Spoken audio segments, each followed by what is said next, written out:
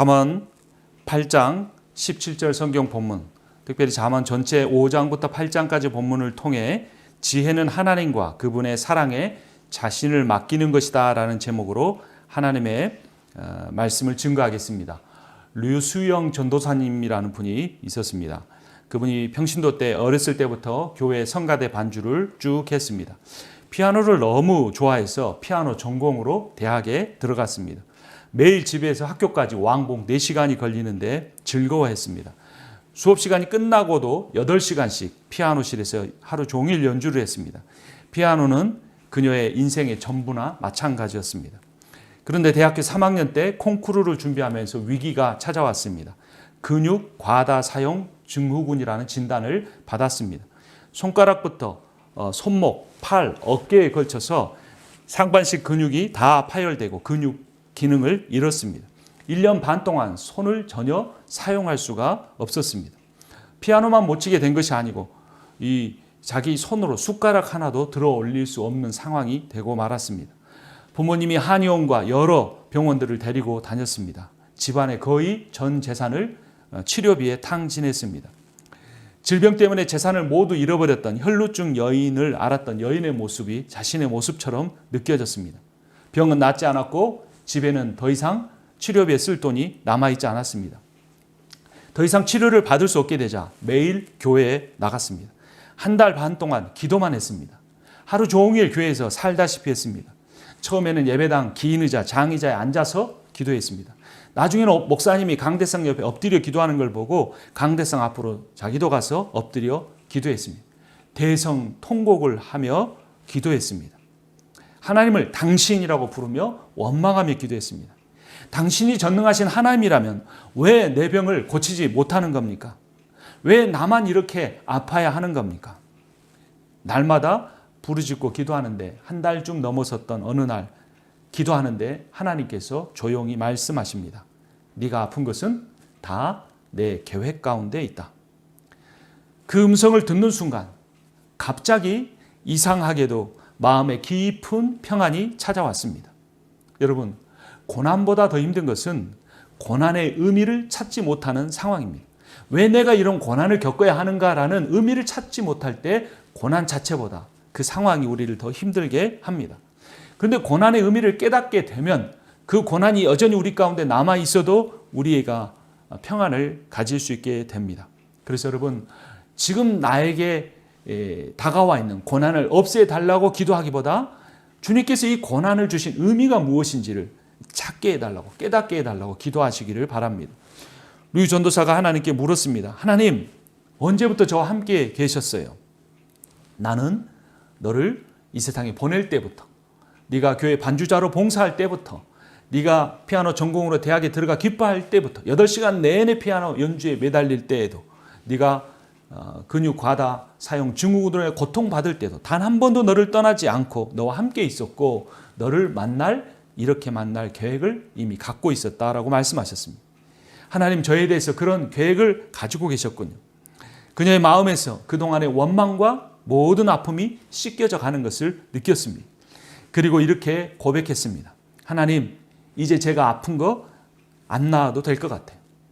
주님이 저에게 대해서 갖고 계신 그 계획이 저의 비전이 되기를 원해요. 하나님, 저 이제 피아노 못 쳐도 괜찮아요. 그녀는 자신의 삶의 모든 것이었던 피아노를 내려놓겠다고 고백했습니다. 그리고 주님 한 분만으로 만족하겠다라고 기도했습니다. 온 재산을 다 탕진하면서까지도 끝까지 붙들었던 것이 피아노라는 우상이었습니다. 피아노가 그녀의 하나님이었습니다. 그런데 그 피아노가 우상의 자리에서 내려오는 그 순간, 그 피아노가 하나님의 자리에서 내려오는 순간 치유와 함께 자유가 일어났습니다. 하나님에 대한 사랑과 신뢰가 온 마음 한가득해졌습니다. 그리고 모든 것을 하나님께 맡기겠다는 결단을 할 수 있었습니다.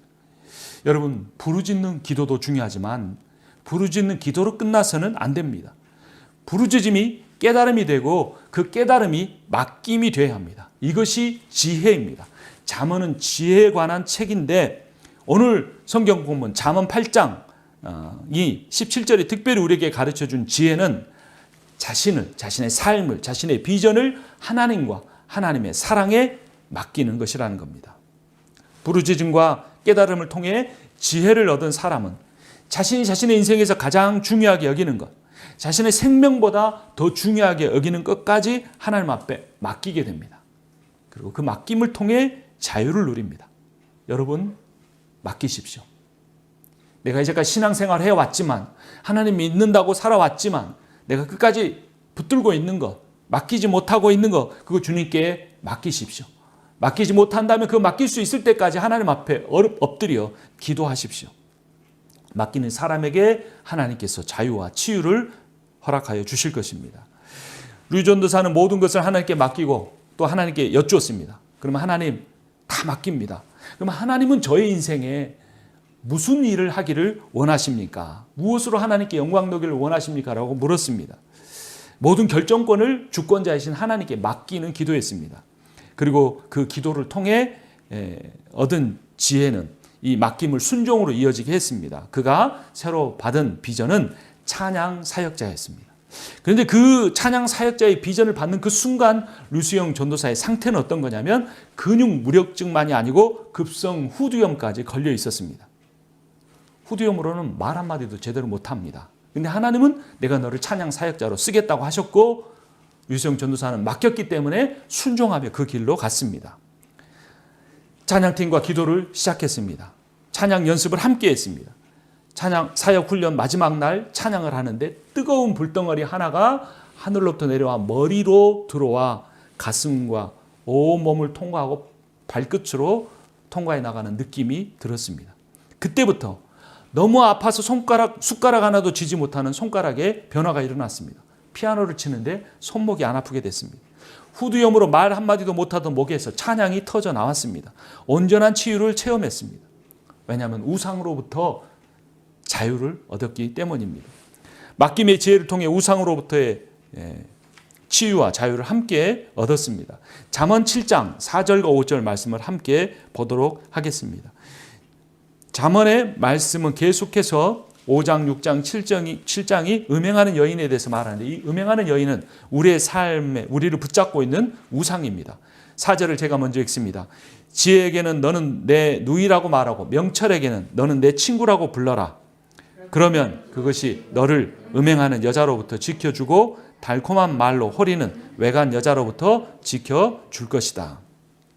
지혜를 붙들 때 우상으로부터 자유를 얻는다는 겁니다. 그때 류전도사가 깨달았습니다. 자신이 찬양대 반주자이긴 했지만 한 번도 하나님을 깊이 사랑해 본 적이 없었습니다.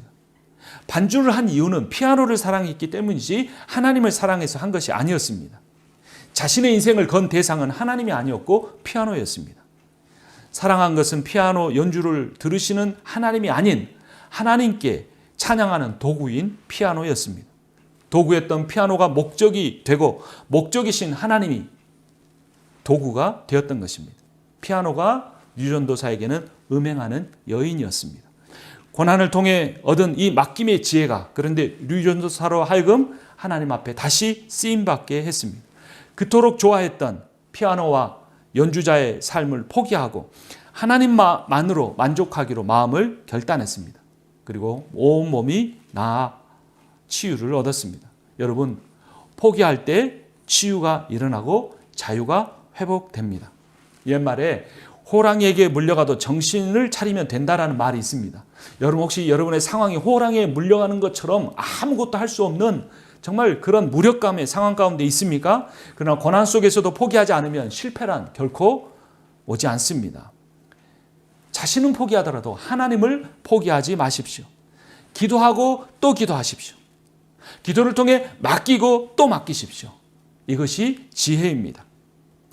하나님이 택한 백성에게 고난이란 파멸의 길이 아닙니다. 오히려 진리에 이르도록 이끄는 길이 됩니다. 자신의 힘으로 해결할 수 없는 고난을 겪고 있습니까? 하나님을 간절히 찾아보십시오. 그분이 나를 온 세상 가운데 자신의 목숨보다 더 사랑한다는 그 복음을 붙잡고 진리를 붙잡고 자신을 맡겨 보십시오. 그러면 반드시 주님께서 응답하실 것입니다. 가장 종교적인 것이 가장 종교적인 것을 가장 비신앙적인 우상으로 만들 수 있는 존재가 바로 사탄입니다. 우리는 그러한 사탄의 유혹에 넘어가 또 속아 쾌락에 굴복하며 살아가면 돼. 우리가 사역을 통해 즐거움을 얻을 수는 있으나, 신앙생활을 통해, 종교생활을 통해 즐거움을 얻을 수 있으나 영원한 기쁨은 누리지 못하는 것입니다. 사탄은 언제나 자신을 위장하고 우리를 찾아오기 때문입니다. 어떠한 모습으로 찾아오는지 7장 말씀 10절을 제가 읽고 18절부터 23절까지 교독하도록 하겠습니다. 먼저 잠언 7장 10절입니다. 한 여자가 창녀 옷을 입고서 교활한 마음을 품고 그에게 다가갔다. 18절입니다. 자, 어서 가서 아침이 되도록 한껏 사랑에 빠지고 서로 사랑하면서 즐깁시다. 같이 읽습니다. 남편도 먼 여행길을 떠나서 집에 없습니다. 돈 주머니를 가지고 갔으니 보름달이 뜰 때라야 집에 돌아올 겁니다.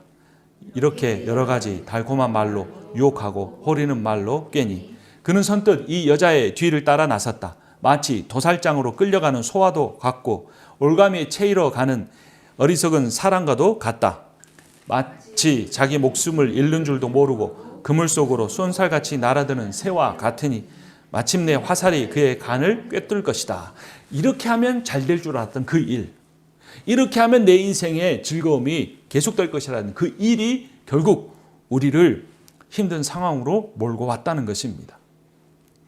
유혹의 내용에 보면 잠언 5장부터 8장이 여러 가지 모습으로 나옵니다. 그 몇 가지를 살펴보도록 합니다. 5장으로 가보겠습니다. 첫 번째, 우리에게 다가오는 유혹은 말씀의 훈계를 듣기 싫어합니다. 잠언 5장 12절, 말하기를 내가 어찌하여 훈계를 싫어하였던가, 내가 어찌하여 책망을 멸시하였던가. 같이 읽습니다. 내가 스승에게 순종하지 않고 나를 가르쳐 주신 분에게 귀를 기울이지 않고 있다가 온 회중이 보는 앞에서 이런 처절한 재난을 당하는구나 할 것이다.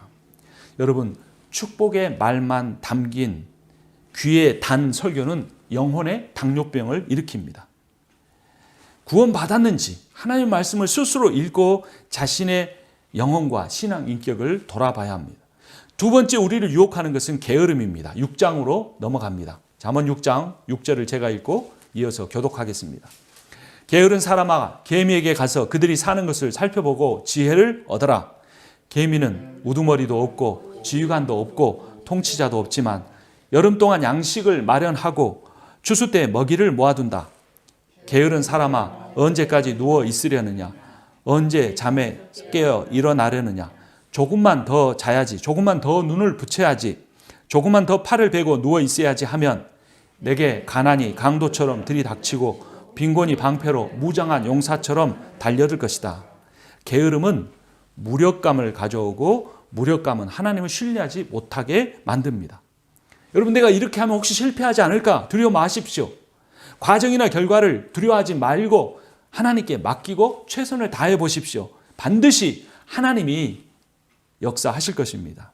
세 번째, 우리를 유혹하는 것은 악한 말입니다. 같은 잠언 6장 12절을 제가 읽고 이어서 교독하겠습니다. 건달과 악인은 그릇된 말이나 하며 돌아다닌다. 그들은 눈짓과 발짓과 손짓으로 서로 신호를 하며, 함께 읽습니다. 그 비뚤어진 마음으로 항상 악을 꾀하며 싸움만 부추긴다. 여러분, 우리의 삶에 비방하는 말보다 달콤한 것은 없습니다.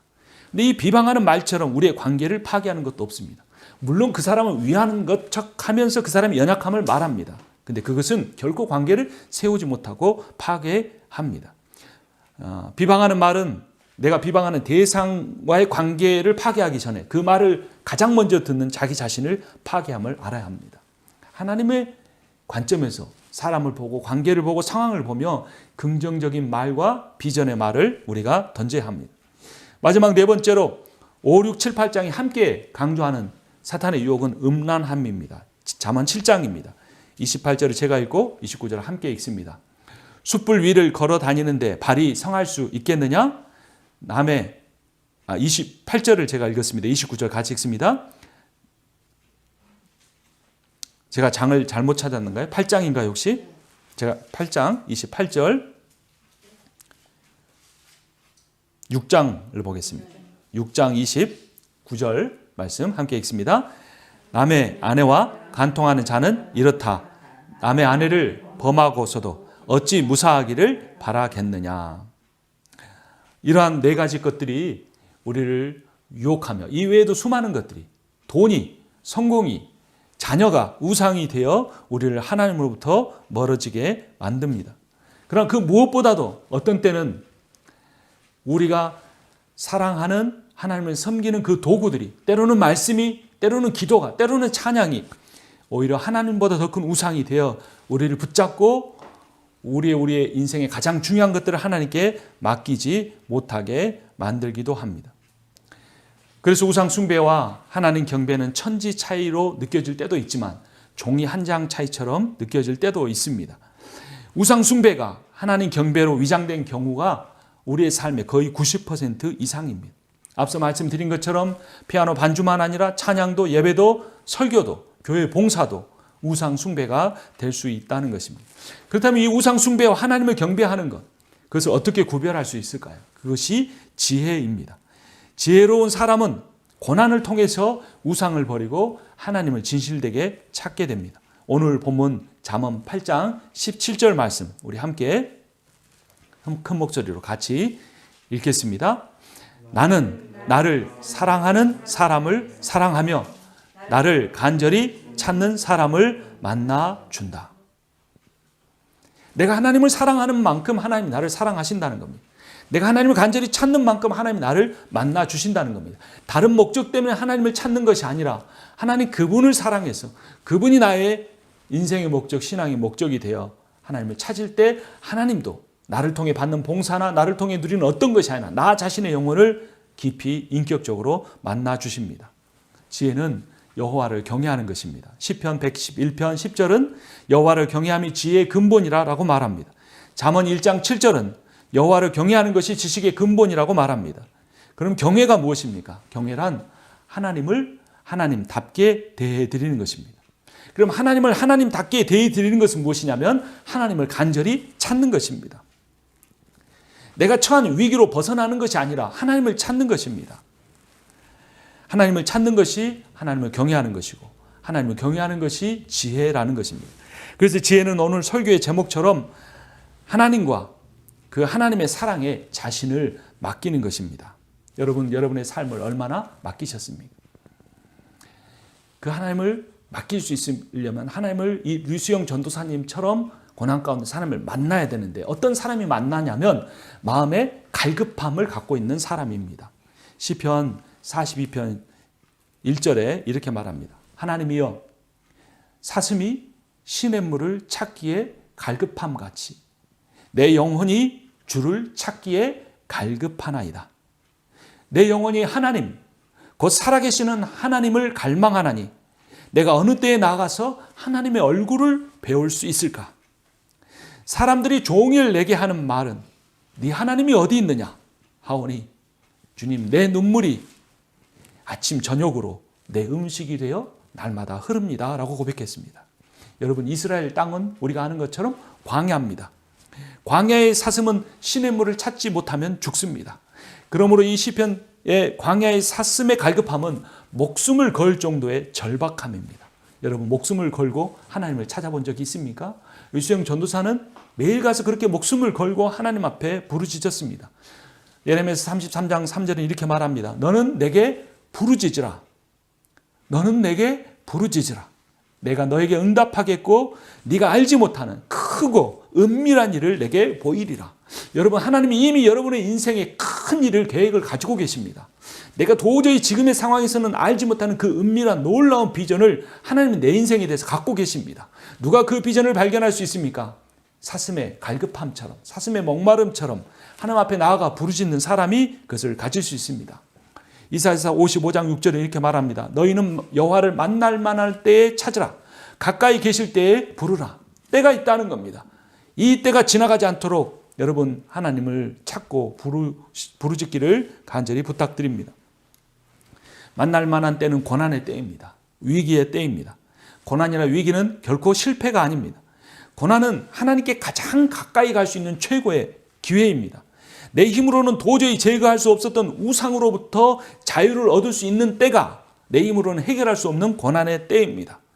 진리의 자유를 하나님을 마음껏 사랑할 수 있는 그러한 기회를 가질 수 있는 때입니다. 그때 머리로만 알던 종교 생활이 삶으로 체험되는 신앙이 되는 것을 경험하게 될 것입니다.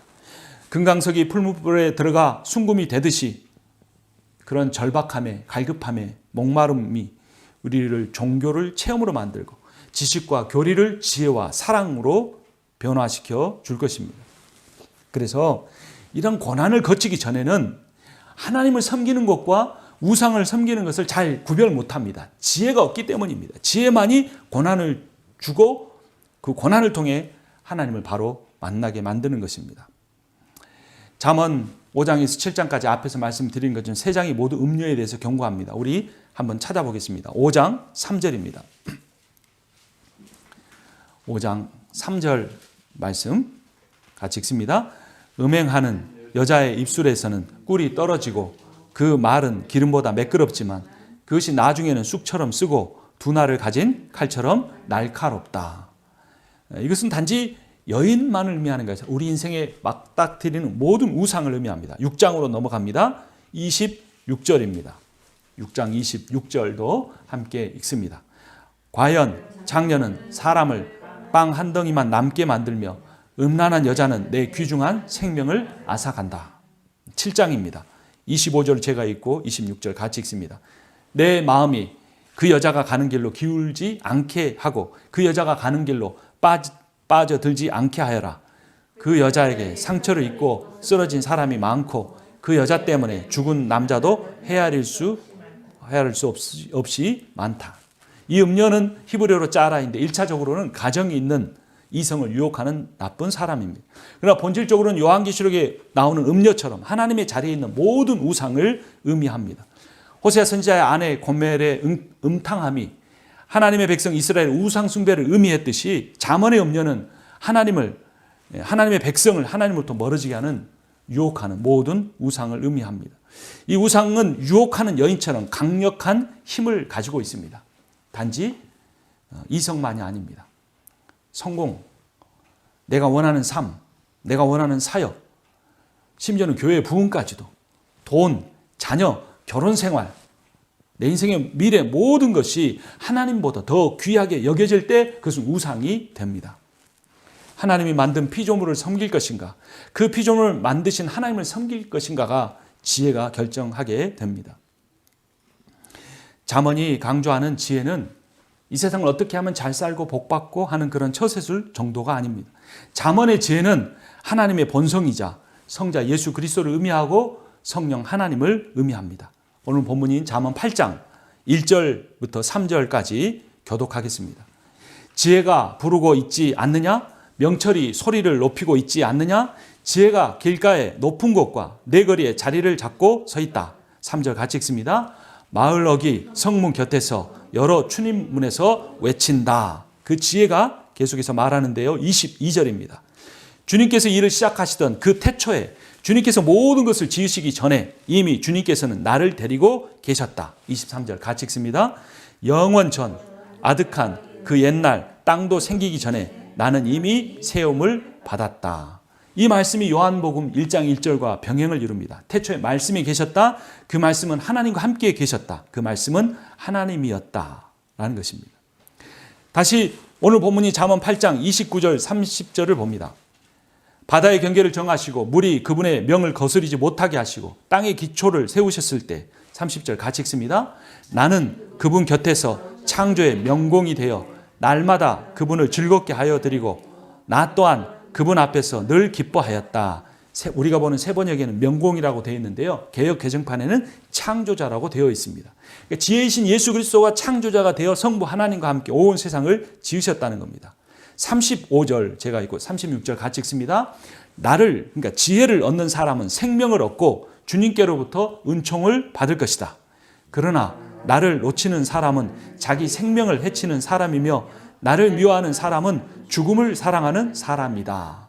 그러니까 유혹하는 음녀가 사탄의 모습으로 이 생명을 주는 예수 그리스도, 지혜이신 예수 그리스도와 대조를 이루고 있는 것입니다. 이 내용이 요한복음 1장, 우리가 읽었던 1장 3, 4절과 정확히 병행을 이룹니다. 모든 것이 그로 말미암아 창조되었으니 그가 없이 창조된 것이 하나도 없다. 창조된 것은 그에게서 생명을 얻었으니 그 생명은 사람의 빛이었다라고 말합니다. 그리고 이 모든 것을 아우르는 말씀이 우리가 잘 아는 요한복음 3장 16절 말씀입니다. 우리 함께 한번 암송해 보도록 하겠습니다. 하나님이 세상을 이처럼 사랑하사 독생자를 주셨으니 이는 저를 믿는 자마다 멸망치 않고 영생을 얻게 하려 하심이라. 창조의 지혜가 구원의 지혜가 되고 생명이 되어 예수 그리스도의 성육신을 통하여 우리에게 복음으로 주어진 것입니다. 하나님의 지혜는 하나님의 사랑입니다. 예수 그리스도가 하나님의 지혜이고 하나님의 사랑입니다. 그래서 지혜란 하나님과 그분의 사랑이신 예수 그리스도에게 나의 자신을, 나의 생명을, 나의 가족을, 나의 가장 사랑하는 사람을 맡기는 것입니다. 요게벳의 노래처럼 자신의 힘으로 구원할 수 없는 젖먹이 아이를 방주에 담아 떠나보내는 그 요게벳이 고백했던 것처럼 너의 참부모, 너의 참 하나님께 너를 보낸다라고 했던 그 지혜가 바로 잠언 8장의 지혜이며 요한복음 1장부터 3장에서 말하는 지혜입니다. 그분이 우리에게 주시는 지혜와 사랑은 질병을 뛰어넘게 합니다. 경제적인 파산도 뛰어넘게 합니다. 육체적인 질병의 고통도 뛰어넘게 합니다. 죽음에 대한 두려움도 뛰어넘게 합니다. 그래서 하나님께서는 지금도 우리가 맞닥뜨리고 있는 우리 힘으로 해결할 수 없는 그 고난을 통해 우리가 우상을 버리고 주님께 나와 그 주님이 마음껏 부어주시는 지혜의 영을 누리기를 원하십니다. 그 지혜의 영을 통하여 우리가 회복되고 치유되고 자유를 누리기를 원하십니다. 십자가의 지혜를 배워야 합니다. 예수 그리스도의 사역이 바로 십자가의 지혜를 우리에게 가르쳐 주었습니다. 십자가의 지혜는 온전한 사랑에서 나오는 온유와 겸손과 순종입니다. 갈라디아서 2장 20절이 이렇게 선포합니다. 나는 그리스도와 함께 십자가에 못 박혔습니다. 이제 살고 있는 것은 내가 아닙니다. 그리스도께서 내 안에 살고 계십니다. 내가 지금 내 육신 안에서 살고 있는 삶은 나를 사랑하셔서 나를 위하여 자기 몸을 내어주신 하나님의 아들을 믿는 믿음 안에서 살아가는 것입니다. 여러분, 믿음이란 주님의 사랑 때문에 내가 죽고 예수가 사는 것입니다. 거짓 믿음도 있습니다. 예수의 능력으로 내가 사는 것이 거짓 믿음입니다. 거짓 믿음은 거짓 구원밖에 주지 못합니다. 오늘날 많은 사람이 거짓 구원과 참 구원을 분별하지 못하고 있습니다. 속고 있습니다. 억울하게 속았어도 아무 소용이 없습니다. 거짓 믿음으로는 구원에 이르지 못합니다. 내가 죽지 않는 것, 내가 죽지 않은 채로 종교생활하는 것이 거짓 믿음입니다. 믿음이란 기독교나 성경에 대한 일부 지식을 갖는 것이 아닙니다. 그 내용을 인정하는 것이 믿음이 아닙니다. 성경이 말하는 믿음이란 관계를 통한 깨달음입니다. 한번 스스로에게 질문해 보십시오.